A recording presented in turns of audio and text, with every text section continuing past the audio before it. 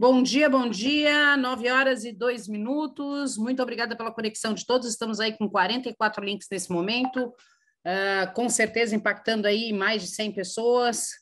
Agradecer, estou vendo aqui um monte de gente bacana conectada com a gente, Giovanni da Spengler, nosso ex-presidente querido, eterno, da Estúdio, está aí também, Janesca, o pessoal da Absoluta, Mariana, Ju, Simone, o pessoal da Marmoraria Itália, Clemar, Mara, Caio, William, enfim, uma galera aí conectada.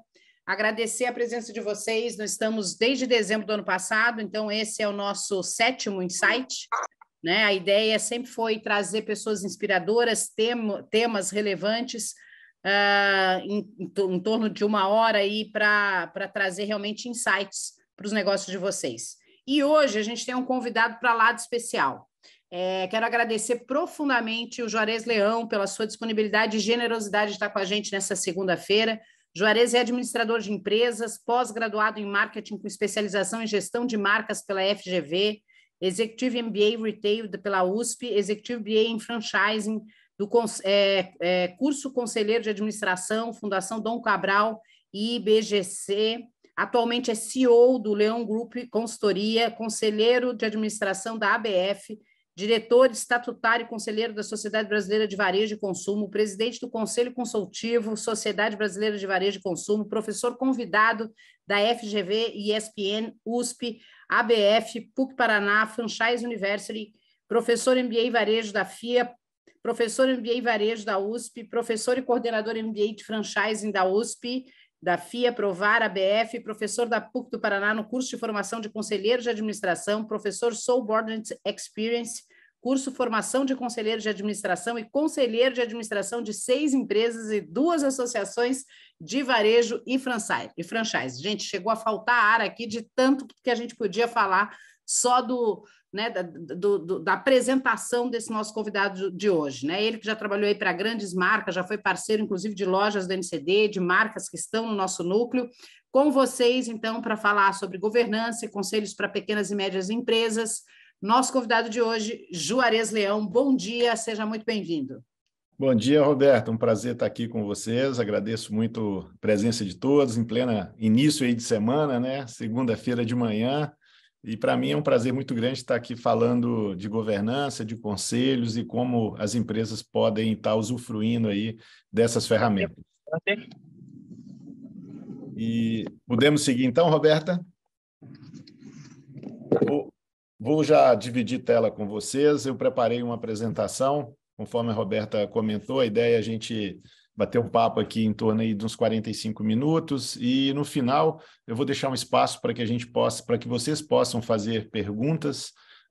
Eu procurei fazer uma apresentação que sintetiza aí os principais pontos aí da governança e dos conselhos de administração, que é o tema central aí da nossa apresentação hoje.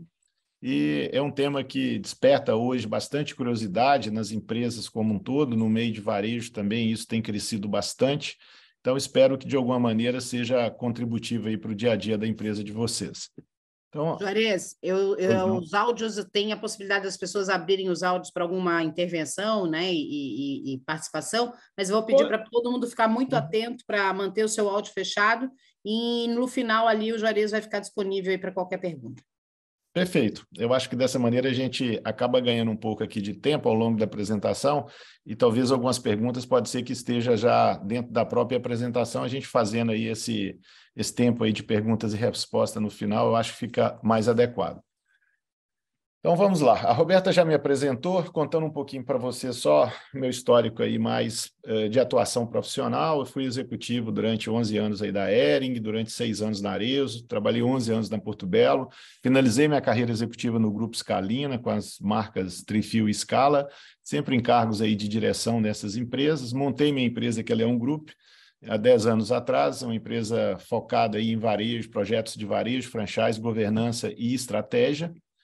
E, atualmente, eu sou conselheiro das empresas que a Roberta citou, são 6 empresas, a ISCA, de Bento Gonçalves, né, segmento aí de móveis planejados, a Kits Paraná, do interior do Paraná, móveis de primeiro preço, móveis cozinhas modulares, A Bronzearte é uma empresa de iluminação em São Paulo, já estabelecida há mais de 50 anos, importadora. Grupo Homitex, que é aqui próximo aqui a Jaraguá, com as marcas infantil e adulto.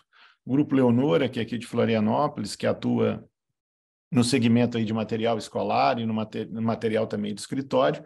E, para finalizar, a Mozart, que é uma empresa aí de revestimentos cerâmicos, localizada ali em Tijucas, ali na 101, em frente ali à fábrica da Porto Belo, e que tem também 6 operações aí de varejo em São Paulo e aqui em Santa Catarina. Das associações, eu estou na ABF, como conselheiro, que é a Associação Brasileira de Franchise, no SBVC, que é a Sociedade Brasileira de Varejo e Consumo, e como professor, a Roberta já citou aí as universidades onde eu dou aula, e tenho um prazer muito grande também em ser mentor em Endeavor, que é uma entidade aí que apoia o crescimento aí de empresas de alto impacto. Hoje, conforme eu já comentei, nós vamos falar então de governança e conselho de administração e vou abrir também a questão dos comitês, que é um órgão de assessoramento, já adiantando, ligado ao conselho de administração. Isso a gente vai ver logo em seguida. E queria já provocar vocês com essa questão, né? É uma das perguntas que eu mais recebo. Juarez, pequenas e médias empresas podem implantar com governança e conselho? A gente escuta falar muito nessas questões, mas na nossa visão é uma coisa mais de empresa grande. Isso tem condição, pequenas e médias empresas, ter essa ferramenta?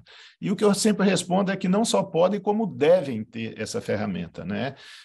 A governança corporativa e os conselhos são ferramentas que proporcionam um crescimento mais sustentável das empresas, né? Uma visão externa, juntamente com os fundadores, com a diretoria das empresas, agrega uma série de visões e de até ferramentas que até então a empresa pode não estar utilizando, e juntamente, então, com a figura da governança e do conselho, pode ajudar a empresa a um crescimento, a ela se tornar mais longeva e mitigar riscos, né? A gente vê, hoje em dia, cada vez uma obsolescência mais rápida das coisas, né? Tecnologias que antigamente duravam muitos anos, hoje em dia elas entram e saem numa velocidade absurda.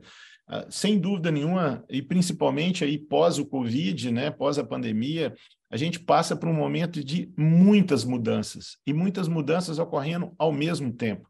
E é exatamente por isso que os empresários, às vezes, dentro de uma... A gente fala que você ser o gestor de uma empresa, o fundador e o gestor de uma empresa, normalmente é uma posição muito solitária. Você não tem muito com quem discutir as coisas, você não tem, às vezes, muito com quem dividir seus problemas, e nessa instabilidade, nessas mudanças tão frequentes, cada vez mais o empresariado, os fundadores das empresas sentem essa necessidade de estar dividindo com alguém aí as suas dúvidas, seus anseios, tornando suas decisões também mais assertivas, a partir do momento que é um grupo de pessoas que analisa aquelas questões e não somente uma única pessoa.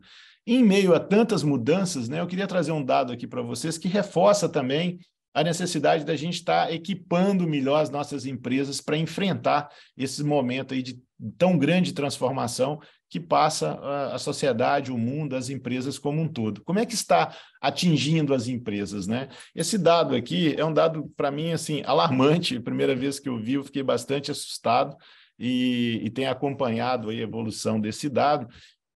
Traduzindo aí um pouquinho para vocês, o que a gente traz aí de análise desse dado. Em 1920, a vida média das empresas era de 67 anos. Em 1980, esse número já caiu para 25 anos. Em 2010, caiu para 15. Em 2012, a vida média das empresas, e não estou falando de qualquer empresa, não, estou falando das 500 maiores empresas da Standard & Poor's, que é um grupo de empresas da Bolsa Americana, empresas com governança, com empresas com alto nível de gestão. Observa como é que saiu de 67 anos, então, o tempo médio de vida das empresas, e em 2020 já caiu para 12. E eu acredito, infelizmente, esse aí é o último dado que a gente tem dessa pesquisa, não tem uma mais recente, mas não tenho dúvida que se fizer agora em 2023, pós aí Covid, esse número aí certamente deve ter caído aí para baixo de 10, por que não até sugerir 8 anos aí de vida média das empresas. Então, observa como que as empresas estão sendo impactadas por todas essas mudanças, né? E aí a gente tem uma realidade no Brasil e boa parte dos executivos, dos empresários que estão participando aqui da live, eu tenho certeza que fazem parte de empresas familiares, né? Isso é uma característica aí, do empresariado como um todo, mundo afora, mas no Brasil isso fica mais evidenciado. No Brasil, 90% das empresas são empresas familiares, elas representam 65% do PIB e em termos de ocupação de força de trabalho, elas são responsáveis pela contratação de 75% da força de trabalho existente hoje no Brasil, né? E aqui eu trago para vocês um pouco a classificação também de pequenas e médias empresas, né? Uma empresa aí até 250 funcionários e faturamento inferior a 100 milhões são consideradas empresas pequenas, e claramente é a base aí, da estrutura de empresas no Brasil. Empresas médias de 250 mil funcionários e o faturamento entre 100 e 400 milhões. E grandes empresas, empresas com mais de 1.000 funcionários e faturamento acima de 400 milhões. Assim que é feita a classificação entre pequenas, médias e grandes empresas. Outro dado também que traz bastante preocupação e a governança corporativa e o conselho ajuda muito nesse sentido, é a questão da sucessão familiar. Observem aqui esse gráfico, onde ele pega da primeira geração e vai até a quarta geração. E aqui do lado é o índice que a gente chama de sobrevivência das empresas, né? Então, na primeira geração, 100% das empresas sobrevivem, porque é a fundação da empresa. Só que da primeira para a segunda geração já cai de 100 praticamente para 25% de sobrevivência. Da segunda para a terceira geração, já cai para alguma coisa ali em torno de 10%. Na quarta geração, já cai para um número inferior a 10%. Então, isso mostra o quanto um fundador de empresa tem que se preocupar com essa questão da sucessão para que a empresa tenha uma longevidade maior, para que não ocorra aí um encerramento de atividade ou pela falta do fundador, ou mesmo o fundador ainda em atividade, mas às vezes faz uma sucessão não tão adequada para o seu filho ou para até mesmo um CEO de mercado, e acaba que, infelizmente, a gente tem aí no Brasil hoje, segundo até dados do próprio Sebrae, um índice a gente chama isso de índice de mortalidade, né, de empresas, até o quinto ano, cerca aí de 80% das empresas, infelizmente, elas sucumbem, né? Então, a longevidade, conforme eu mostrei também naquele primeiro gráfico, está cada vez maior. E, para isso, a gente tem ferramentas que podem nos ajudar muito nessa questão aí de mitigar riscos e trabalhar aí para uma maior longevidade da empresa. Claramente, a governança corporativa é uma dessas excelentes ferramentas. E a governança, um conceito que eu trouxe aqui para vocês, um conceito clássico de governança. Então, governança é um sistema pelo qual empresas e organizações são dirigidas, monitoradas e incentivadas. Então, a governança, ela dá transparência para as relações em todos os stakeholders, tanto os internos como os externos. Ela tem por finalidade deixar claro para sócios, para a diretoria, para órgãos de fiscalização e para a sociedade como um todo, a transparência e todos os dados ali que permeiam o dia a dia daquela empresa. As palavrinhas que a gente fala, resume as palavras-chave de governança. Então, assim, dirigir, monitorar.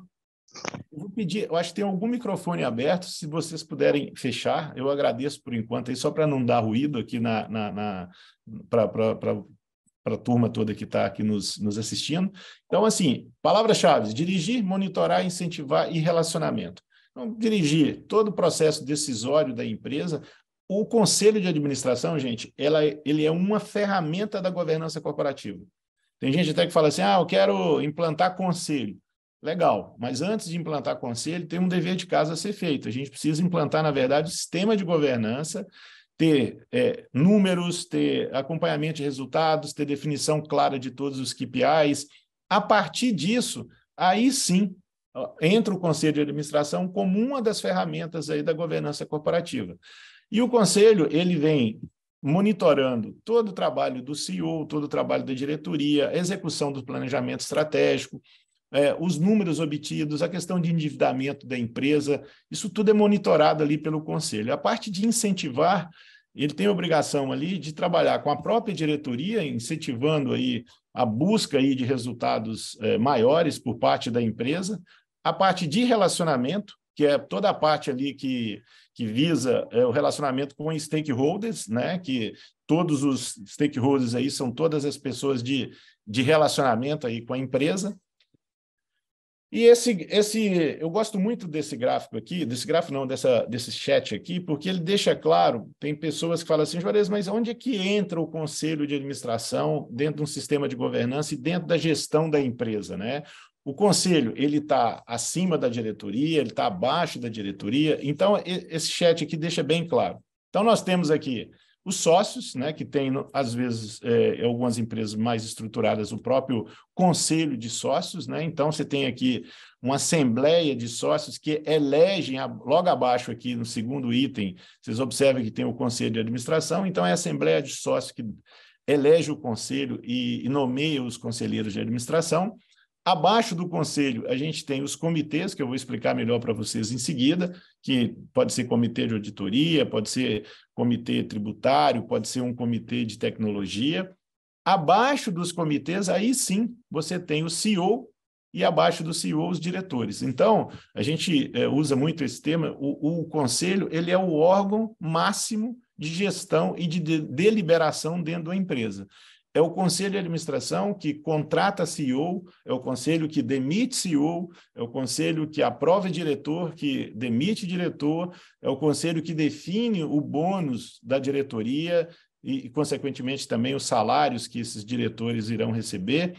Então, todas as decisões estratégicas de uma empresa, elas são tratadas no âmbito do conselho de administração. A diretoria se submete, então, a esse conselho, inclusive até para algumas aprovações, a gente chama isso de alçadas, né? O que um diretor pode decidir sozinho, na caneta dele, uma autorização, por exemplo, uma empresa lá até, sei lá, R$100 mil, o diretor pode assinar sozinho. Acima de R$100 mil, até R$300 mil, tem que ter assinatura de 2 diretores. Acima de R$300 mil, isso tem que ir para o conselho aprovar. Juarez, mas mesmo se estiver previsto em orçamento, sim, as regras de alçada, independente do valor estar previsto em orçamento ou não, vale o que está nessa regra de alçada e o conselho muitas vezes tem que entrar aí nesse nível de aprovação. Então, a gestão da empresa fica do CEO para baixo, CEO e diretoria para baixo. É a diretoria, como se chama, executiva. Quem executa o dia a dia, CEO e diretores. Do CEO para cima, entra a parte de governança, onde a gente tem, então, os comitês e o conselho de administração. Isso aqui resume bem como é que funciona o sistema de administração aí de uma empresa e de governança. A governança corporativa, ela possibilitou a separação da propriedade, da família e da empresa. Vou explicar isso aqui melhor. Propriedade. Muitas vezes eu posso ter participação numa empresa, mas eu não ser da família. E, às vezes, eu nem participo da gestão daquela empresa. Eu só tenho a propriedade. Eu cheguei ali e comprei 30% de uma empresa, então eu tenho a propriedade daquela empresa, mas não estou no dia a dia de gestão da empresa e nem sou membro da família.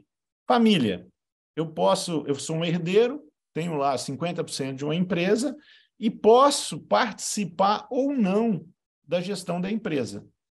E na empresa, eu vou ter os executivos que vão estar tocando o dia a dia daquele negócio, que pode ser o CEO, pode ser diretores, pode ser membros da família, podem ser também sócios proprietários. Então, vocês estão vendo como é que existe uma interseção entre essas coisas, entre a propriedade, a família e a empresa. E a governança corporativa é o que dá condição para que isso ocorra. Ou seja, a gente tem condição de ter uma empresa, mesmo não ter parte de uma empresa, né, ter participação numa empresa, sem estar participando diretamente da gestão daquela empresa. Então, é assim que se faz, por exemplo, empresas de capital aberto, que tem ação na Bolsa. Você vai lá e compra 10% de participação de uma empresa e você não está no dia a dia vendo o que está acontecendo ali.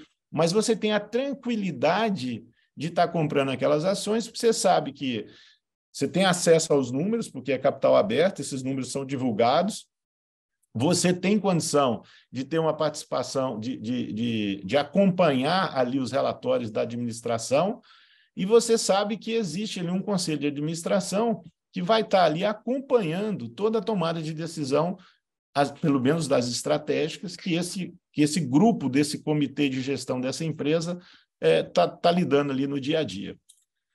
E aí, saindo então desse guarda-chuva maior que é a governança, vamos um degrau abaixo, vamos descer aqui agora na questão do Conselho de Administração, né? Primeiro, é um órgão colegiado, o Conselho de Administração, normalmente ele atua ali por votação. Juarez, todas as decisões do Conselho têm votação? Não. A maioria dos conselhos, principalmente aqueles conselhos que têm um bom nível ali de entrosamento entre os membros ali participantes do Conselho, eles acabam tendo, antes até mesmo da reunião, discussões e alinhamentos, e na reunião de conselho, as decisões acabam acontecendo quase que na maioria das vezes por unanimidade de decisão. Isso vai ser aprovado, isso vai ser reprovado, né? E o conselho, ele acompanha, e é o responsável, ele acompanha a execução do planejamento estratégico, as ações estratégicas, então, que vão levar essa empresa para um outro patamar, elas são todas elas acompanhadas ali pelo Conselho de Administração. Antes até mesmo do planejamento estratégico, tem muita gente também que tem essa dúvida. Juarez, quem faz o planejamento estratégico é o Conselho de Administração? Não. Quem faz o planejamento estratégico é a diretoria executiva, que até pode utilizar de uma empresa externa para auxiliar na construção desse planejamento. O que o Conselho faz é o direcionamento estratégico. O que é isso? Vamos supor, vamos fazer agora um planejamento aí envolvendo o ano de 24, 25, geralmente planejamento estratégico são de 5 anos, então, do 2024 a 2029, o Conselho pode, a gente chama isso de carta de diretriz estratégica, soltar uma carta de diretriz estratégica explicando o seguinte: olha, nos próximos 5 anos, o foco da nossa empresa não deverá ser em aumentos substanciais de receita, vai praticamente só recompor a inflação do ano, mas nós vamos ter um foco muito grande em relação à melhoria de margem. Então, eu vou até não ter grandes aumentos de receita, mas eu quero ter uma margem maior, o que, consequentemente, vai gerar uma geração de EBITDA, uma geração de caixa, um resultado, um lucro líquido também maior do que eu tinha nos 5 anos anteriores.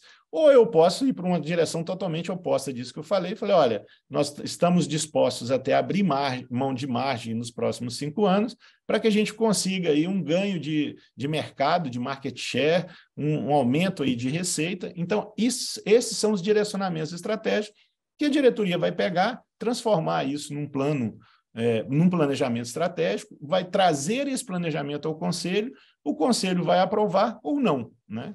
Além disso, dessa questão aí de direcionamento estratégico, o Conselho tem uma função primordial na empresa de monitorar o dia a dia ali da execução por parte da diretoria e ser o grande guardião aí de princípios, valores, que hoje em dia, cada vez mais, e ainda bem que isso ocorre dessa forma, as empresas estão mais preocupadas com isso, tem um lado social, né? O ESG, vocês devem estar cansados aí de escutar essas 3 letrinhas, né?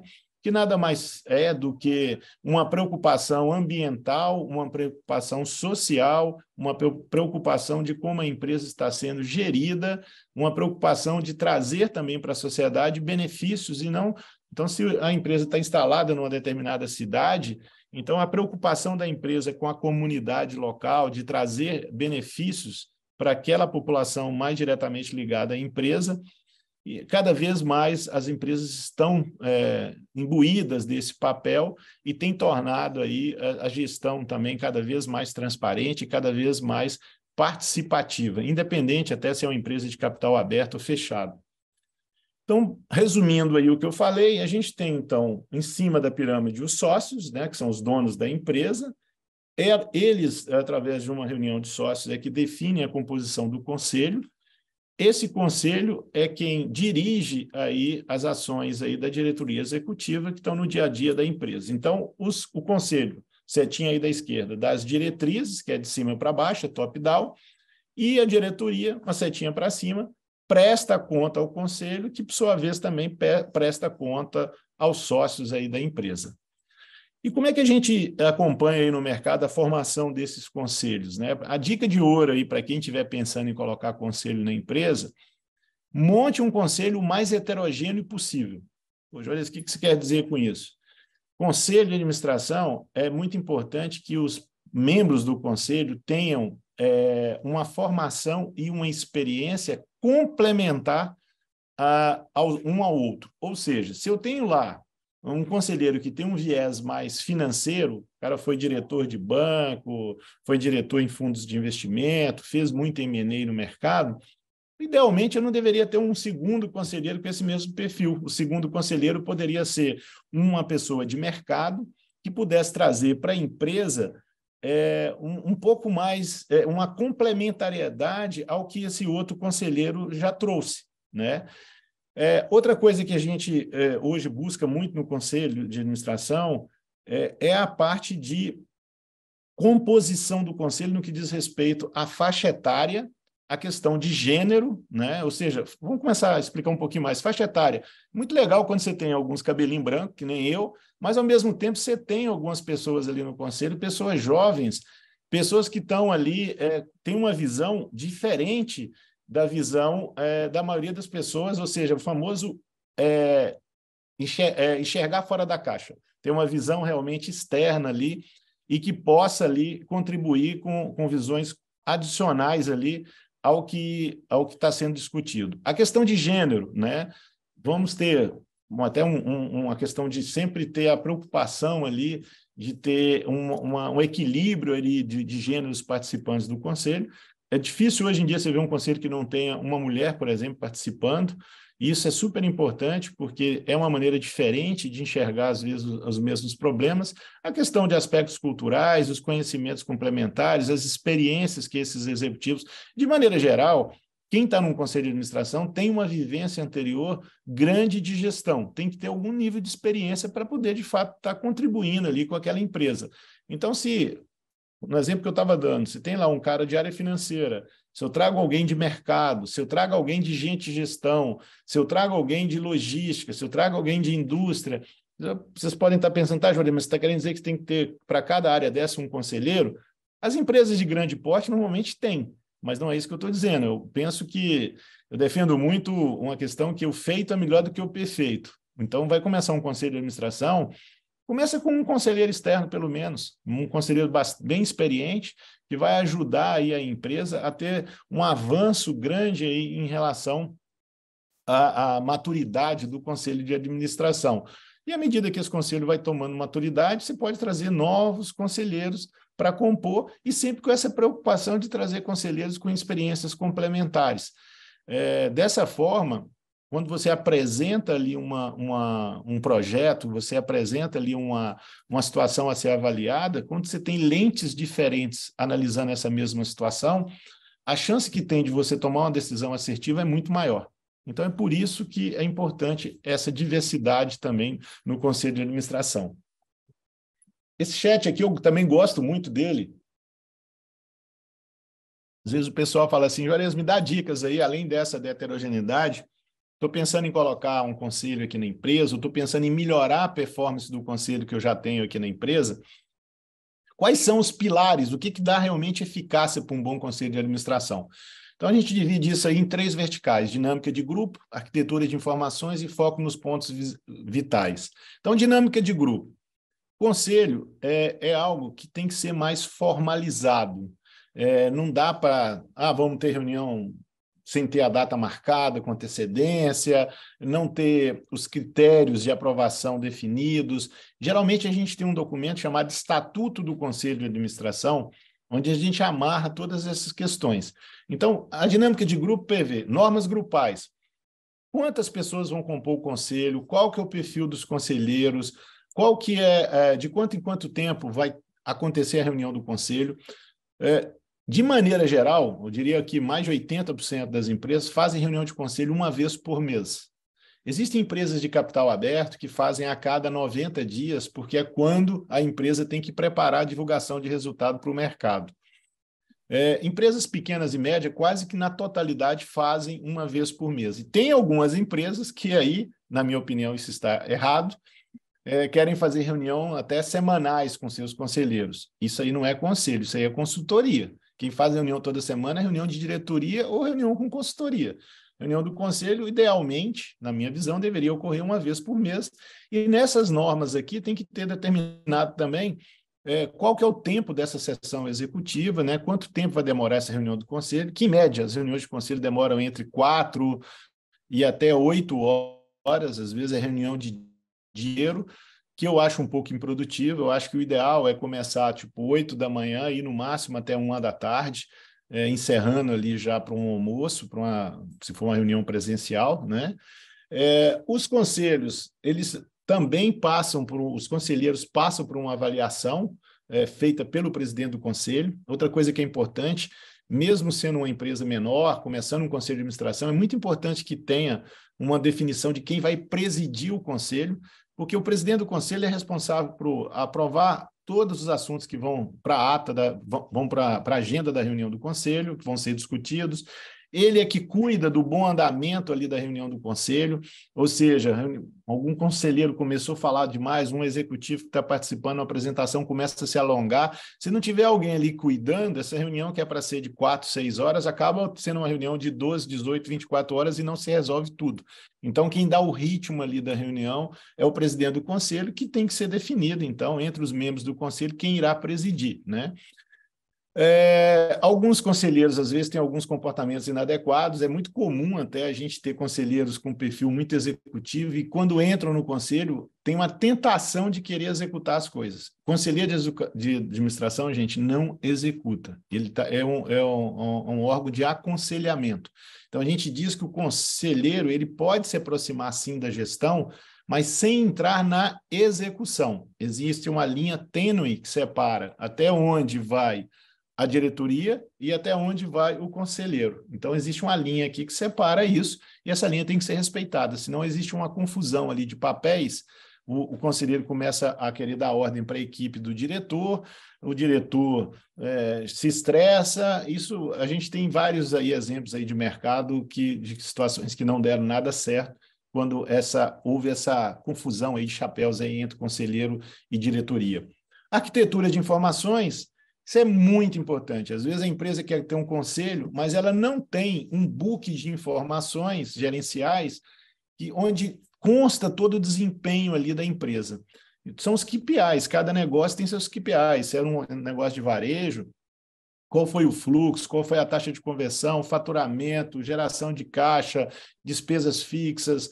Então, isso tem que estar muito claro para que os conselheiros possam receber, pelo menos uma semana antes da reunião de conselho, para que eles possam estudar e, participando ali da reunião de conselho, eles vão ter um pouco mais de sensibilidade, já que eles não estão no dia a dia da empresa. Então, quem é o diretor, quem é o presidente, quem é o fundador da empresa, conhece a empresa ali há muitos anos, tem uma percepção muito clara em relação ao desempenho da empresa.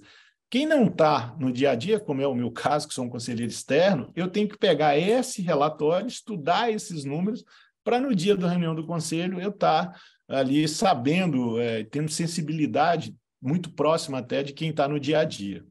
As apresentações, a gente usa esse termo CAD, né, Conselho de Administração, é só uma síntese aí do nome. As apresentações do conselho têm que ser apresentações mais objetivas. Se você deixar muitas vezes o CFO apresentar do jeito que ele quiser, ele vai trazer 50 planilhas de Excel para mostrar na reunião e vai ficar vai ser uma reunião de conselho de apresentação, e não é essa a função da reunião de conselho. Por isso que as informações têm que ser enviadas previamente para, na reunião, ser tomadas decisões. Os comitês que estão abaixo do conselho, eles geram relatórios que vão para o conselho, eu vou explicar isso melhor adiante. A questão se pode ou não um conselheiro visitar instalações da fábrica e visitar clientes, isso aí é uma definição que normalmente é tomada junto ao presidente do conselho. A pesquisa de clima tanto interno como também de satisfação de cliente, é algo que o conselho frequentemente pede isso, para ter um pouco também de sensibilidade. Às vezes os números estão bons, mas o clima interno está horrível. Às vezes os números estão bons, mas o relacionamento com os clientes está sendo muito desgastado. Quais são os pontos focais e vitais aí do Conselho de Administração? A definição da estratégia, que eu já comentei com vocês, o acompanhamento do desempenho dos resultados, o acompanhamento do CEO e da diretoria a manutenção dos valores e a preservação e aperfeiçoamento do modelo de gestão da empresa, e a questão dos riscos. A gente usa um termo aí que a mitigação de riscos, né? Ou seja, o conselho ele tem que ajudar toda a diretoria executiva e os fundadores e sócios a enxergar prováveis problemas que estão vindo na direção da empresa. A gente brinca, às vezes está vindo um meteoro ali que vai explodir ali a empresa e não foi percebido ainda. Mas falta visão, então? Você está querendo dizer que falta visão para a diretoria executiva e para os sócios perceberem isso? Não é questão, é que às vezes esse grupo está tão arraigado e está tão concentrado nos problemas operacionais e táticos do dia a dia da empresa, que às vezes falta tempo e falta foco na análise das questões estratégicas. Hoje, o maior desafio que vocês que estão me escutando aqui têm, eu tenho certeza disso, é conseguir, no dia a dia da empresa, além de apagar os incêndios do dia a dia, que é contratar, demitir, comprar, vender, cobrar, cuidar do ponto de venda. Além disso tudo, vocês têm um desafio também de cuidar da estratégia. Só que esse dia a dia acaba consumindo a agenda da gente e falta tempo para a gente discutir estratégia. Então, o Conselho de Administração também é uma forma que tem de tirar os executivos, você puxa os executivos de uma discussão mais operacional e tática e traz esse grupo de executivos para uma discussão mais estratégica no âmbito aí do Conselho de Administração. E é exatamente essas discussões estratégicas que vão fazer essa mitigação de riscos, ou seja, a longo prazo vai conseguir observar problemas que a empresa teria no futuro se nada fosse feito hoje e se antecipam, então, a esses problemas, traçando planos de solução. Existem dois grandes tipos de conselho de administração. Um conselho que é o consultivo, que, como o nome já fala, ele é um órgão de consulta, né? Então, o presidente fundador da empresa, ele acaba montando ali um conselho para se apoiar e tirar dúvidas ali em relação a algumas tomadas de decisões. Se tiver um projeto, por exemplo, vamos abrir mais 10 lojas, é apresentado para o Conselho Consultivo, o Conselho Consultivo fala, não, a gente acha que não tem que abrir 10 lojas. Se o fundador, o sócio principal, quiser abrir essas lojas, ele vai poder abrir. Por quê? Porque é um conselho consultivo. Existe um outro conselho, que é o conselho deliberativo. O deliberativo, a partir do momento que ele decide que não é para abrir uma loja, ou 10 lojas, como esse exemplo que eu estou dando, o sócio, o presidente do conselho, a diretoria executiva, ele não poderá tomar essa decisão de abrir essas lojas. Ele tem que realmente negociar com os conselheiros ou um ajuste na proposta, ou até mesmo um outro tipo de ação, porque o conselho deliberou ali que não é para que seja feita ali essa abertura. Normalmente, as empresas começam com um conselho consultivo e depois migram para um conselho deliberativo. Outra coisa que é muito comum eu ser perguntado é a questão de obrigatoriedade. Juarez, quem tem obrigação de ter conselho na empresa?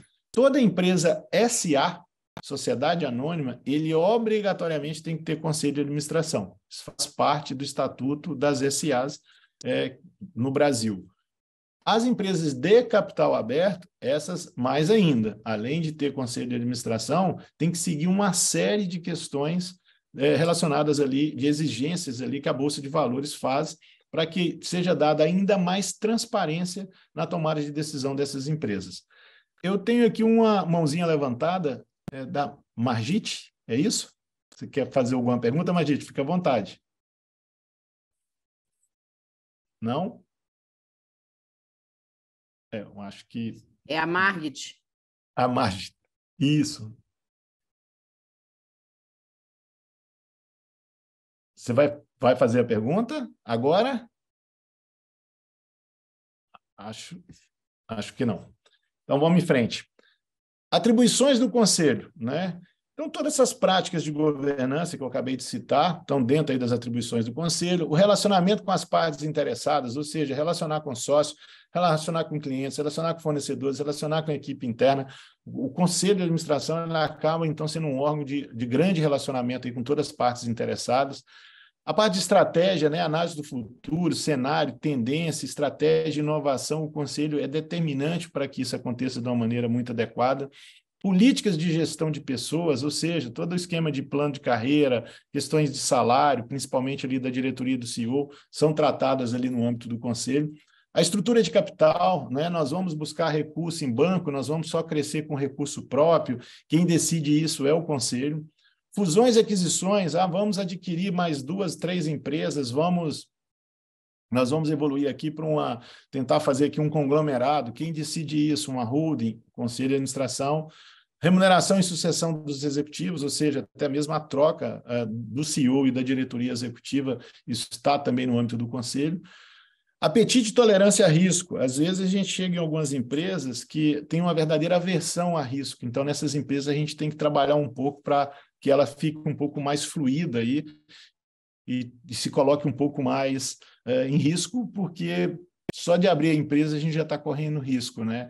Então, às vezes, você tomar um capital em banco para fazer um projeto, isso é uma questão de risco que a gente sempre ajuda o fundador, os sócios ali a tomar essa decisão, e tem empresa que é ao contrário, que ela tem uma atitude muito de risco, e o conselho, às vezes, chega ali para frear um pouco essas atitudes para que seja algo mais comedido. Código de conduta interno, a escolha e avaliação de auditoria, as empresas, principalmente as SAs, elas obrigatoriamente têm que ter ali uma auditoria externa, o conselho ajuda e pede até essas auditorias, toda a parte de controle interno e a parte do ESG, que é toda essa preocupação ali com o lado ali da governança, da transparência e questões ali também de todo o lado social e todo o lado ambiental. Os comitês, eu já falei várias vezes deles, são órgãos que estão ligados ao conselho e que eles permitem que o conselheiro até se aproxime um pouco mais dos gestores do dia a dia da empresa, mas sem entrar na execução. Quais são os exemplos de comitê? O comitê fiscal, para ver se toda a parte tributária da empresa está sendo feita adequadamente. Vamos trocar o ERP da empresa, vamos trocar o software de gestão, vamos criar um comitê de tecnologia. Esses comitês, normalmente, eles são feitos com participação da equipe interna e participação de um dos conselheiros que entendem mais do dia a dia daquele negócio, daquela questão que vai ser discutida. Então, se eu tenho um conselheiro que foi profissional executivo na área nesse exemplo que eu estou dando, de tecnologia há muitos anos, eu vou trocar o software da empresa, a contribuição que esse conselheiro pode dar é enorme. Então, eu vou colocar esse conselheiro como sponsor do comitê e, juntamente com a equipe interna, vai se aprofundar na discussão daquele assunto e depois ele leva essa conclusão para o conselho de administração. Então, deixando claro, o comitê não decide, o comitê aprofunda a análise para depois levar isso para o conselho de administração e o conselho, sim, é quem toma a decisão se vai ou não vai. Aqui mais alguns exemplos, né? Pode ser comitê de pessoas, de estratégia, gestão, governança, compliance. São vários modelos e cada vez mais esse modelo de comitê vem sendo adotado aqui no Brasil. Eu fiz um resumo aqui para vocês, entrando aí na parte final aí da apresentação. Na minha visão prática, eu atuo como conselheiro há mais de 20 anos, iniciei como conselheiro interno nas empresas que eu dirigi, e depois, há 10 anos, quando eu montei minha empresa, eu comecei a atuar como conselheiro externo, né? Ou seja, eu não sou funcionário, não estou no dia a dia da empresa, mas sou um membro do conselho de administração e eu consegui, aí, ao longo desses 10 anos, acompanhar muito os grandes benefícios aí que os conselhos de administração trouxeram para as empresas, né? Onde eu tive a oportunidade também de estar participando. Então, a visão estratégica e imparcial. A grande vantagem é que o conselheiro de administração externo ele tem esse caráter aí da imparcialidade, ou seja, eu não tenho interesse em favorecer o departamento A, o comercial, ou favorecer o financeiro, ou favorecer a área de varejo. Eu sou externo, eu sou isento. Então, quando eu chego e faço a minha colocação do que eu acho que é o melhor para a empresa naquele momento em relação àquele projeto, é uma verificação e um posicionamento totalmente isento. Isso pode, inclusive, em empresas familiares, ajudar bastante também, porque às vezes sempre tem aquela coisa, ou 2 filhos, o pai com o filho, ou o pai com a mãe, como presidente da empresa, discussão de algum item, e aí se membros internos, familiares, você está partido aqui porque é a nossa mãe que está pensando dessa forma, ou você está tomando partido aqui porque você gosta mais do filho X do que do filho Y. E como conselheiro externo, a gente tem essa imparcialidade, isso ajuda muito no andamento do dia a dia ali e da tomada de decisão e do clima até em relação ali à própria gestão ali da empresa. A mitigação de conflitos familiares, um pouco que eu acabei de falar, além da reunião de conselho, é muito comum a gente, como conselheiro externo, participar de algumas reuniões, existe um outro modelo de conselho, que é o conselho de família, porque tem alguns assuntos que a gente discute no conselho da empresa no que diz respeito a questões empresariais. Agora, questões familiares. Quanto que um sócio vai ter de retirada? Isso não é um assunto para o conselho de administração. Isso se é uma empresa familiar, é um assunto para um conselho de família. E se é uma empresa com sócios, mas não familiares, é um assunto para o comitê, para o conselho de sócios. É ali que se decide, então, essas questões mais relacionadas ali ao interesse dos sócios e dos familiares em separada reunião de conselho. Então, o conselheiro ele acaba também participando, muitas das vezes, desses outros conselhos. Empresas maiores, às vezes, tem até conselhos e conselheiros focados um conselheiro externo para o conselho de administração, um conselheiro que atua junto aos familiares no conselho de família e assim por diante. Empresas menores, muitas vezes, usam ali do mesmo conselheiro para fazer os dois papéis. A profissionalização da gestão, uma vez que a gente está falando de pessoas experientes, que boa parte já trabalharam em grandes empresas, acabam também trazendo aí para a empresa ferramentas de gestão, ferramentas aí que são utilizadas comumente aí em empresas já mais formatadas. A própria atração de talentos, trazer, a empresa às vezes chega num patamar que precisa oxigenar, trazer alguns profissionais de mercado. O conselho de administração geralmente auxilia nisso aí, uma vez que o conselheiro acaba tendo bastante relação aí com executivos aí de mercado. Esse item, no momento, então, ela é extremamente importante, a questão de acesso a novos recursos. Vocês podem ter certeza disso. Hoje, se você vai numa entidade financeira, num banco, num fundo de investimento, se você não tem um conselho de administração, se você não tem uma gestão profissional do negócio, se você não tem os números muito claros em relação ao negócio, você vai ter muita dificuldade de tomar capital. Hoje a gente vive uma situação de aversão a risco. Com todos os problemas que a gente tem acompanhado aí de mercado, várias empresas tidas como sólidas, aí, elas sucumbindo, algumas aí entrando em recuperação judicial, os agentes financeiros estão muito receosos de emprestar dinheiro, ainda mais nesse momento que o juros está muito alto, então a capacidade de honrar os pagamentos por parte das empresas, hoje em dia está bem difícil, tem muita empresa inadimplente. Então os bancos estão tendo critérios muito rígidos de aprovação de novos créditos. A empresa tendo um bom conselho de administração, isso obviamente tem que ser bem, como eu já falei, estruturado em termos de regulamentos internos, estatutos. Quando isso é apresentado para uma entidade financeira, isso ajuda muito a tomada de crédito, tanto na liberação do crédito, como também até na questão da taxa que vai ser cobrada por aquele empréstimo. Os bancos, as entidades financeiras entendem que o risco é menor. Se o risco é menor, meu spread de risco, que é a diferença da taxa de juros mais a taxa de risco e mais o que os bancos pretendem ganhar, é por isso que sai de 13,75, o pessoal fala, porque o Juarez, o pessoal está bravo aí com 13,75 da Selic, mas quando eu fui no banco e fui tomar um empréstimo lá, os caras quiseram me cobrar 20%, 25%, 30%, 40%, como é que pode? Esse percentual, além da Selic, que é 13,75, foi mantida na reunião do Copom da semana passada, esse spread adicional é a taxa de risco e quanto que o banco ganha. Se o risco é menor, a taxa então vai ser menor. E o Conselho de Administração, a governança corporativa, contribui aí no entendimento das entidades financeiras para a redução dessa taxa.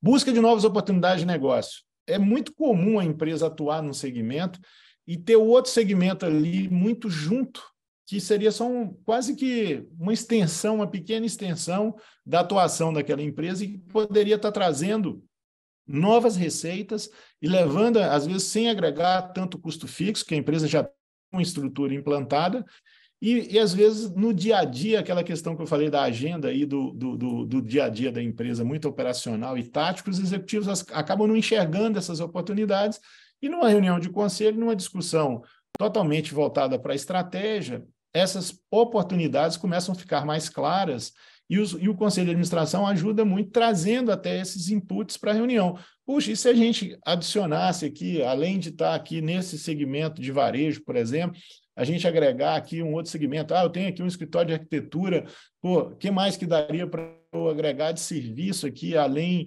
da venda dos próprios projetos aqui para os nossos clientes, e assim por diante. Então, é possível você ter conselho de administração em todo tipo de empresa. Eu já falei de portes, né? Ou seja, não é só empresa grande, mas também empresas de varejo de produto, de varejo de serviço. Isso é totalmente possível. Pô, Juarez, mas eu ainda sou pequeno, como é que eu faço? Isso não tem um custo muito alto, que muitos de vocês podem estar pensando. De fato, você tem uma despesa, que é o pagamento do valor mensal que o conselheiro recebe, né? Ele tem um FII mensal que é pago ao conselheiro. Se esse conselheiro vem de uma outra cidade, você vai ter despesa de deslocamento, de estadia, de alimentação desse conselheiro. Agora, se você pode, muitas vezes, conseguir um conselheiro ou da mesma cidade, ou pelo menos da mesma região, que tem um custo de deslocamento mais baixo, ou até mesmo você pode chamar alguém capacitado, né, que seja do seu círculo de amizade, ou até mesmo do seu círculo aí de relacionamento empresarial, para vir fazer parte do seu conselho, e às vezes você fazer parte do conselho dessa outra empresa. Então, eu acho que o importante é começar, não ter muito bloqueio. Eu acho que o objetivo aqui é mostrar para vocês com bastante clareza o benefício que a governança e o conselho traz, para que vocês se sintam até estimulados mesmo a buscar e começar isso, mais uma vez, o feito é melhor do que o perfeito. Começa com um externo, depois vai aumentando, mas é muito importante vocês terem essa ferramenta implantada na empresa de vocês, que certamente vai auxiliar muito na parte aí do crescimento. A questão da sustentabilidade do negócio, né? E aqui não está aí o aspecto só mesmo da sustentabilidade para o lado aí ecológico, é sustentabilidade no sentido de longevidade, né? Garantir uma longevidade do negócio, ou seja, mitigar aqueles riscos, né? Essa função do conselho é muito importante. Então, o conselheiro ele tem o tempo todo uma preocupação nessa questão da perenidade das empresas.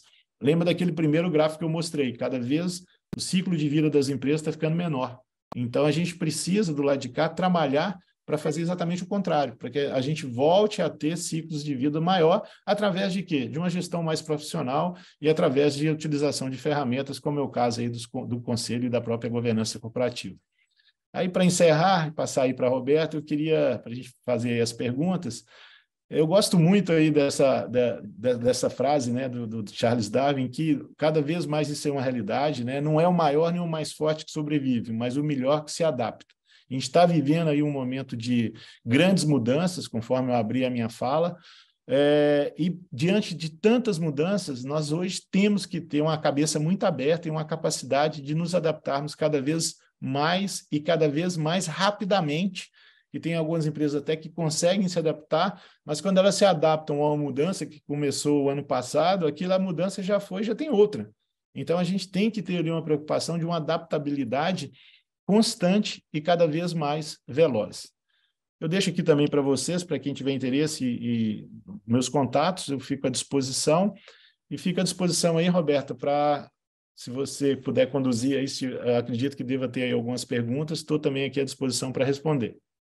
Juarez, muito obrigada, né? E eu vou até antecipar aí os nossos participantes, eu vou abrir a primeira pergunta. Eu imagino que muitas das nossas empresas associadas realmente são pequenas empresas, cuja gestão está na mão ou do marido e mulher, ou de pais e filhos. E aí, quando você fala em conselho de administração, primeiro saber quantas pessoas seria o ideal, né? O mínimo para um conselho, e se algum player pode jogar nos dois times. Por exemplo, eu estou lá na operação e posso fazer parte do conselho também de alguma forma. Ótima pergunta, Roberta. Pode sim, os diretores executivos, eles podem sim ser membro do conselho. Onde é que isso vai estar definido ou restringido, que sim ou que não? No estatuto do conselho que eu comentei no início aí da apresentação. Então, no estatuto você define o perfil dos conselheiros, quantos membros irão compor o conselho e quantos desses membros serão internos e quantos serão externos. Então, normalmente, o CEO tem participação em praticamente todo o conselho de administração como membro interno. Existem alguns estatutos que ele participa como membro interno, mas ele não vota, ele não tem direito a voto. E existe também uma outra situação que às vezes o CEO é membro de um membro interno do conselho, né? Independente de ter voto ou não, determinados assuntos o CEO tem que sair da sala. Então, por exemplo, vamos discutir o bônus do CEO, vamos discutir o salário do CEO, vamos discutir o desempenho do CEO. Não faz sentido o CEO estar na sala durante essa reunião, durante esse momento da reunião. Então, naquele momento, o CEO sai. Isso é feito, inclusive, tudo que é combinado não é caro, né? Então, no estatuto, isso, quando o CEO é aprovado como membro interno, ele é informado disso. Olha, você vai participar, mas nessa situação ou naquela você pode sair. Diretores também podem participar? Podem. E em relação ao número também de participantes, né? Uma empresa pequena, em média, eu acho que deveria ter alguma coisa no máximo ali em torno de 7 participantes no total, 8 estourando, porque quando começa a ficar grande demais, tem empresa, tem conselho que eu participo, tem 12 pessoas participando. É uma reunião que às vezes começa a se arrastar muito, se alongar demais. Então, a questão da objetividade, o número de pessoas mais reduzido, propicia uma reunião mais rápida e mais objetiva e mais dinâmica ali e tomadas de decisões mais assertivas. Mas, Qual é o mínimo? O mínimo, eu te diria assim, 4, 5 pessoas. Então, você tem ali um presidente do conselho, que normalmente é o fundador, né? Ou a fundadora. Você tem ali 1, 2 participantes internos, né? Talvez 3, ou seja, o CEO, o CFO e o... Ô, Juarez, minha empresa não tem nem esses CIAs aí que você está falando. Então, é o diretor comercial, o gerente financeiro, o gerente de vendas. A gente pega aqui um executivo interno que possa colaborar com a estratégia ali, com as discussões estratégicas que vão ocorrer no conselho. Então, você tem lá o fundador, mais 2, 3 executivos, e, idealmente, como eu falei, pelo menos um conselheiro externo que vai ajudar a agregar essa visão externa, exatamente trazendo as coisas que estão acontecendo no mercado. Normalmente, quem é conselheiro participa de mais de uma empresa, e isso é uma vantagem muito grande, porque você acaba enxergando vários segmentos de negócio. Então, por exemplo, aqui no caso do NCD, nós estamos falando muito aqui do lado de arquitetura, decoração, serviços, produtos. Às vezes tem uma coisa que está acontecendo num segmento que não tem nada a ver aqui com esse lado que a gente participa muito, eu inclusive, de arquitetura e decoração, mas que pode ser utilizado no nosso segmento como uma boa solução.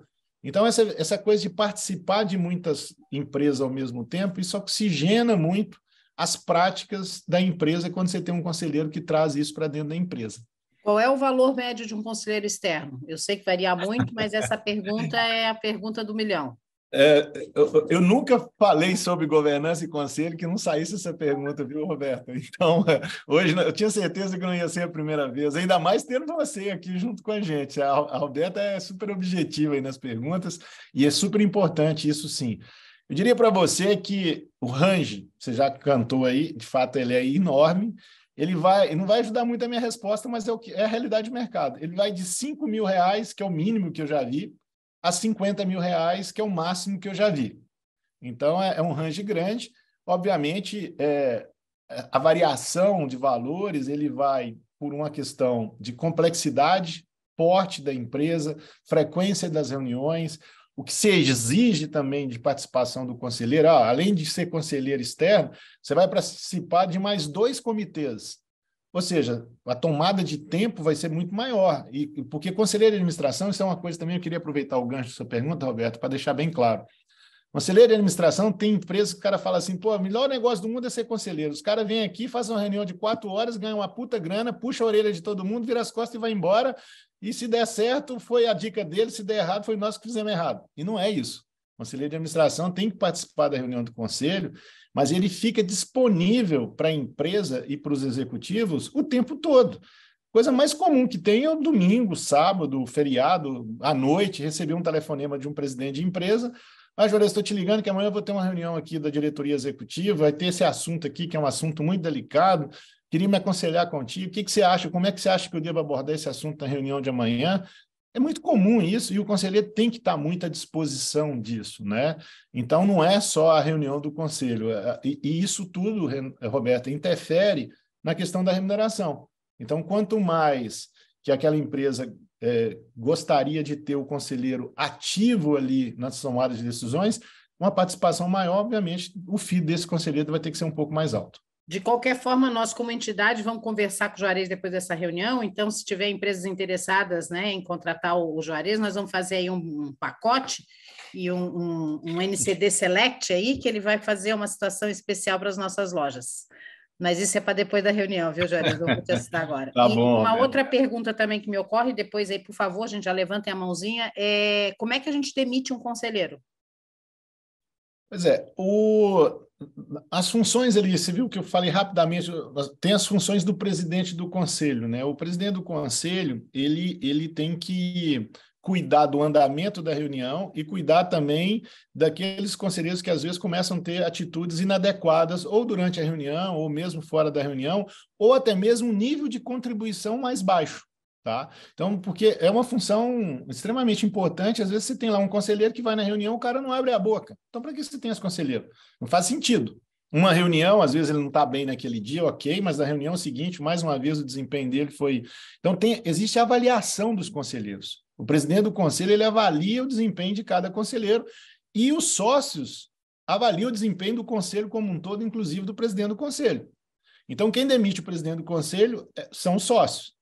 Quem demite um conselheiro o presidente do conselho deveria fazer isso, mas, obviamente, com anuência do comitê de sócios. Então, quem contrata são os sócios e quem demite também são os sócios. E quem executa essa contratação e essa demissão, normalmente é o presidente do conselho. Então, depois do conselho estabelecido, e é muito comum, diferente até, sabe, Roberta e todos que nos escutam, na carreira executiva a gente tem muito aquela coisa, assim, a demissão sempre é algo traumático, né? Quando, o cara foi demitido da empresa e tal.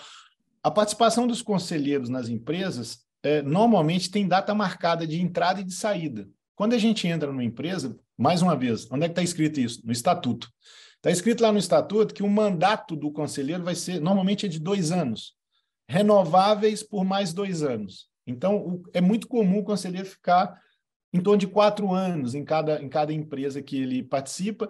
No término daqueles 4 anos, já é um contrato de trabalho que é firmado entre a empresa e o conselheiro, um contrato de prestação de serviço, e no término daquele 4º ano, o conselheiro, então, se desliga e a empresa vai ter a oportunidade de trazer um outro conselheiro, às vezes com um perfil mais adequado para aquele momento da empresa. Porque, por exemplo, a empresa tem na Abrir Capital. Ideal que ela tenha um conselheiro com viés mais financeiro para auxiliar nessa abertura de capital ou na vinda de um sócio financeiro para a empresa.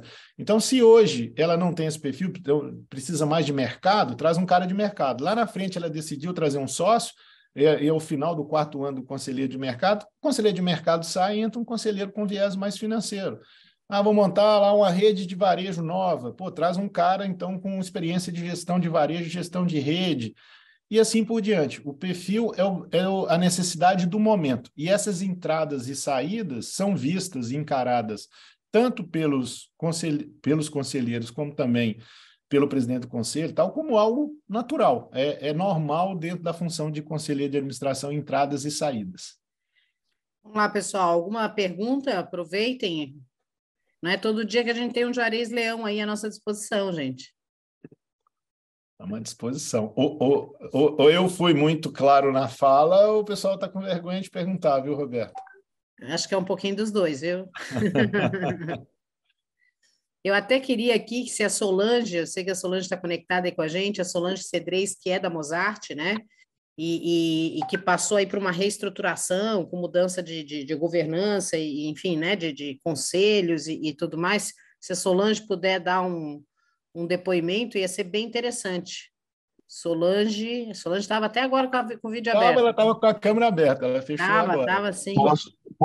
Posso dar um depoimento? Marcelinho, claro, Marcelo da Porto Belo. Fala lá, meu querido. Bom, pessoal, eu que convivo com vocês aí há vários anos, né? Tive o prazer aí de ter o Juarez também como meu líder lá na Porto Belo. E por várias situações de amigos em comuns, empresários, de onde seguir, e até essa questão aí estatutária, nome de empresa, aquisições, vendas, a gente pensa muito dentro da nossa caixa, a gente pensa muito imediatista, e o Five Business Plan, com a ajuda dos conselheiros, realmente é que nos direciona a ter uma assertividade Então, de alguns amigos empresários que eu indiquei, o próprio Juarez, todos eles, assim, muitos elogios, agradeceram muito porque uns seguiram em frente, outros não, mas conseguiu dar um norte. Então, eu acho que essa provocação, trazer o Juarez, trazer mais pessoas de fora do nosso convívio, ajuda, sim, a gente olhar e saber, né, nos direcionar aí nesse mundo corporativo tão competitivo hoje em dia, né? E que às vezes a gente acha que está fazendo certo por muitos anos, mas o que a gente aprendeu ontem não serve para hoje. Então, Exato. obrigado aí, Juarez. Tamo junto. Tamo junto, Marcelo. Prazer estar aqui. Obrigada, Marcelinho. E uma outra dúvida que me ocorre aqui também, Juarez, ok, eu sou uma das lojas aqui que acompanhou essa palestra. Eu queria muito criar um conselho, vou começar pequenininho, né? Como você diz, o melhor é feito do que o perfeito. Vou botar lá 3, 4 pessoas no meu conselho, vou chamar um conselheiro externo. Nesse processo, né? Existe disponível fácil no mercado, ou enfim, né? Ou você indica algum material nesse sentido para que eu tenha um modelo de estatuto? Tá, ótimo também, ótimo ponto aí, Roberta. O modelo de estatuto, a gente segue uma orientação hoje muito forte do próprio IBGC, que é o Instituto Brasileiro de Governança Corporativa. Outra grande escola de gestão e também escola de governança é a Dom Cabral, lá de Minas Gerais, né, de Nova Lima, ali do lado de Belo Horizonte. Eu tive a oportunidade de fazer esses 2 cursos, e em ambas as escolas, eles indicam modelos de estatuto. Só, Roberta, que a coisa é um pouco mais ampla. O que eu sugiro que seja feito, existem empresas no mercado, não só a minha, diversas outras, que fazem esse trabalho que a gente chama de introdução da governança corporativa. Porque se você não fizer um preparo, não adianta já entrar com um conselho, igual eu falei, o que você tem que fazer um preparo de governança, você tem que ter clareza ali de gestão, você tem que ter clareza dos números, você tem que ter um alinhamento entre os sócios do que eles esperam do conselho, e é exatamente até esse alinhamento que vai nortear o que a gente vai escrever no estatuto. Porque o estatuto, existe um modelo meio padrão, até existe, só que ele diz o seguinte, tem que constar a frequência de reunião e tem que constar o tempo de reunião, os critérios, o perfil do conselheiro. Isso você não vai encontrar em estatuto nenhum isso escrito. Você vai ter que decidir isso com os sócios. Nós vamos fazer reunião mensal. Beleza, vai para o estatuto. Vai ser uma reunião de 4 horas. Vai para o estatuto. Perfil dos conselheiros, número de componentes, votação, como é que vai ser? Vai poder ter participação remota? Tem um conselheiro que está na Europa, ele pode participar da reunião por vídeo. Isso tudo vai ter que ser decidido antes. E aí a gente vai conversando em reuniões individuais, vai escrevendo isso, aí a gente faz uma primeira proposta de estatuto. Isso é encaminhado para os sócios, cada sócio lê e fala, olha, isso aqui eu concordo, isso aqui, isso aqui... Não, mas o outro sócio falou, então vamos fazer uma reunião juntos para a gente decidir se entra o que o outro sócio pensa ou o que você pensa que nesse ponto estão sendo divergentes. Então, a gente alinha antes para pôr isso de forma que todos concordem no estatuto, aí essa versão final do estatuto é assinada e a gente já, então, aí passa a ter condição de ter as primeiras reuniões do conselho com os sócios já mais alinhados. E eu costumo fazer uma questão adicional, que ao longo aí da introdução, a gente, em alguma fase, idealmente até depois que o estatuto esteja aprovado, a gente dá uma... Eu não gosto de falar aula, não, porque senão fica muito professoral, mas a gente faz uma palestra para as pessoas, os membros que irão participar do conselho. Então, muito do que eu falei aqui para vocês hoje, é importante que eles saibam. E a gente não pode partir do princípio que todo mundo entende governança de conselho de administração, porque é uma coisa relativamente nova. Então, o presidente do conselho, os diretores, os conselheiros externos normalmente já têm esse preparo, mas os membros internos, eles têm que ser preparados até para que na primeira reunião do conselho eles estejam mais prontos, mais efetivos de contribuir na reunião. E aí, aproveitando, é muito comum, a gente fala que o conselho ele acaba amadurecendo a partir da 6ª reunião. A primeira reunião do conselho, o presidente do conselho, que normalmente era o fundador, era presidente da empresa e foi para o conselho, eu brinco que ele está ainda se assentando na cadeira, ele está ali ainda como é que é ser presidente de conselho. Ele nunca foi presidente de conselho, então ele tem que ser preparado. O conselheiro interno, que é o diretor, o CEO, o cara é CEO há muitos anos, super experiente como CEO, mas nunca foi conselheiro. E então ele também está sentando ali na cadeira e trocou de chapéu. Ele tirou o chapéu de CEO e colocou um chapéu de conselheiro. Como é que eu me posiciono agora como conselheiro? O que eu posso e devo falar, o que eu não devo falar, como eu devo me portar na reunião? E o conselheiro externo, apesar de ter experiência normalmente em participar de conselhos, mas ele não conhece aquela empresa. Então, ele também está se ajeitando ali na cadeira de conselheiro externo. Então, as reuniões normalmente começam até um pouco mais táticas e não estratégicas, e vai evoluindo. Isso também é função idealmente até de uma empresa externa, que vai fazer essa introdução da governança e formatação do conselho, são os 2 trabalhos que têm que ser feitos inicialmente.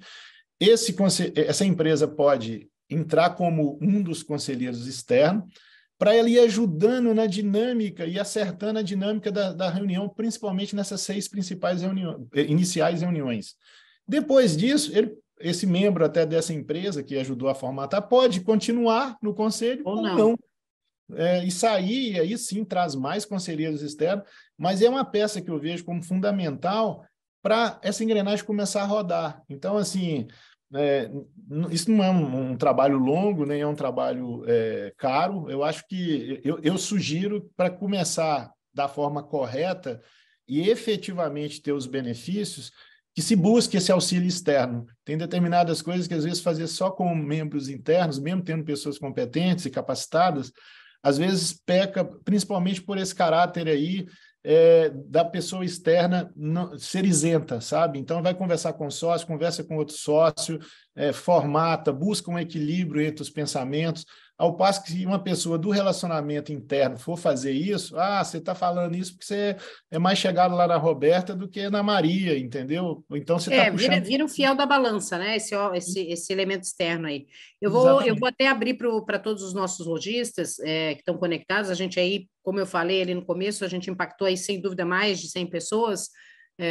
Tivemos 74, 75 links aí durante a palestra, e as lojas que de repente estiverem interessadas em saber um pouco mais, me mandem uma mensagem no WhatsApp direto, né, no privado, porque aí a gente vai entender também a gama de possibilidades de empresas que estão interessadas, e a gente pode levar de repente uma proposta para o Juarez, né, para ele fazer alguma coisa nesse sentido, pelo menos nesse passo inicial, de consultoria para iniciar um conselho, né, sem ter, de repente, um compromisso a longo prazo, que às vezes as pessoas ficam, mas eu vou contratar o Juarez, vou pagar 5 mil por mês e eu não sei se isso tem essa validade, eu não sei como é que isso vai se comportar dentro da minha empresa. Então, de repente, uma consultoria inicial para começar a falar de comitês, de conselhos, etc. e tal, para as pessoas irem, né, dando o passo com mais segurança e mais tranquilidade, que eu acho que isso preocupa muita gente. Lendo aqui alguns comentários, a Sabrina, né, da Mozart, né, colocou para nós, a Mozart foi muito importante a criação do conselho, principalmente nesse novo momento da nossa empresa. Juarez e demais conselheiros estão sendo fundamentais.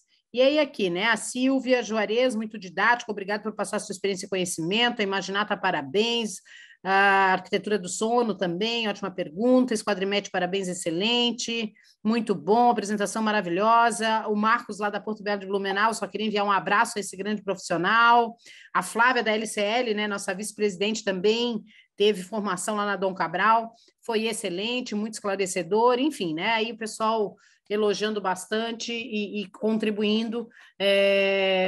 Eu vou pedir agora uma atenção muito especial de todos os presentes, que o Johnny, que é o nosso colaborador lá do escritório, ele vai colocar ali o link do Opina, né, Juarez? Toda ação que a gente faz tem uma pesquisa de opinião para a gente ver se a gente está acertando, se não está. Então, já está ali o link, tá? Já está ali o link do Opina. Por favor, façam um Ctrl+C, Ctrl+V ali nesse link e opinem, né, para a gente ver se a gente realmente está no caminho certo e como é que foi isso, a validade desse momento aí, 1h15 já, desse momento para suas empresas e para vocês. Obrigada por disponibilizarem também esse tempo numa manhã de segunda-feira, né, de uma semana aí de final de mês. Foi muito válido, Juarez, mais uma vez, a tua generosidade, a tua disponibilidade, foi incrível, tá? Foi um prazer mesmo. Prazer sempre é meu de estar com vocês, Roberto. Sabe que eu tenho um carinho especial aí pelo núcleo e principalmente por esse segmento de arquitetura e decoração, que eu já participo há muitos anos. Então, tudo que eu posso fazer também para, de alguma maneira, apoiar aí o segmento, eu estou sempre à disposição. E falar do que a gente gosta é muito fácil e muito gostoso, né? Então, governança, conselho é algo que entrou aí na veia, junto com varejo, canais. Então, sempre que houver aí oportunidade, estarei sempre à disposição aqui para contribuir. Obrigado aí pelo convite, conte sempre comigo. E a gente encerra com uma frase que eu acho que super pertinente aqui, um comentário do Giovanni, né, que é filho da Mariana, né, que é já, o Giovanni é a terceira geração da Spengler, que ele diz, como se diz um ditado popular milenar, santo de casa não faz milagre, principalmente em empresas familiares. Então é isso, busquem essa ajuda externa, busquem esse consultor. Obrigado, Giovanni, Gisela, todo mundo que estava aí conectado com a gente, a todos os diretores, a todos os lojistas. Uma ótima semana, boas vendas. Obrigada, Juarez, até a próxima. Até a próxima. Tchau, tchau. Boas vendas para todos. Tchau.